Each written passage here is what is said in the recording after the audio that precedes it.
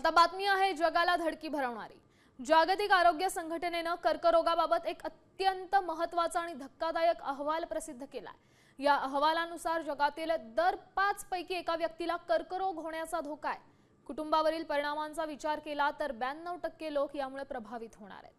2050 पर्यंत जगभरात कर्करोगाच्या रुग्णांची संख्या तब्बल 3.5 कोटींवर पोहोचण्याचा अंदाज आहे।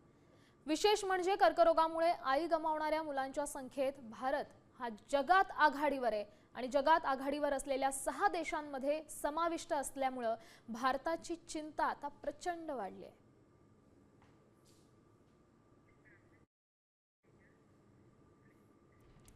जगातील 5 पैकी एका व्यक्तीला कॅन्सरचा धोका आहे।